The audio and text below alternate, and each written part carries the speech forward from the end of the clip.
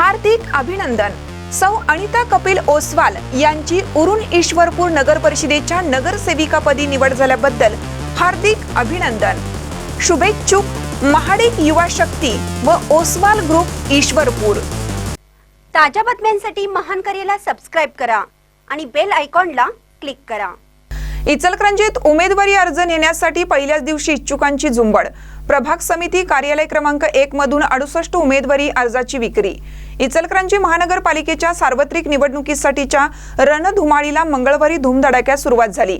एकूण 4 क्षेत्रीय कार्यालयांपैकी जुन्या नगरपालिका इमारतीत असणाऱ्या कार्यालयातून प्रभाग क्रमांक 8, 9, 13 आणि 16 अशा 4 प्रभागांचे प्रशासकीय कामकाज सुरू झालं।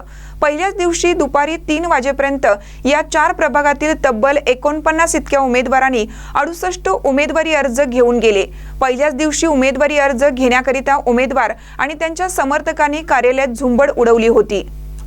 प्रभाग समिती क्रमांक 1 च्या निवडणूक निर्णय अधिकारी वर्षा शिंगण यांच्या मार्गदर्शनाखाली संदीप चव्हाण, अमरजीत लकडे व बेबी नदाफ हे सहाय्यक निवडणूक निर्णय अधिकारी म्हणून काम पाहत आहेत।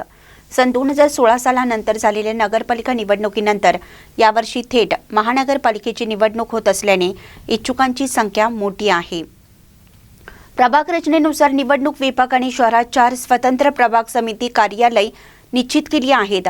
त्यापैकी गांधी पुतळा नजीक असणाऱ्या प्रभाग समिती कार्यालय क्रमांक 1 मध्ये प्रशासनाने निवडणूक प्रक्रियेची पूर्ण तयारी केल्याचं दिसून आलं आहे। प्रत्येक प्रभागासाठी स्वतंत्र टेबल मांडण्यात आलं असून आवश्यक कर्मचारी वर्ग नेमण्यात आला आहे।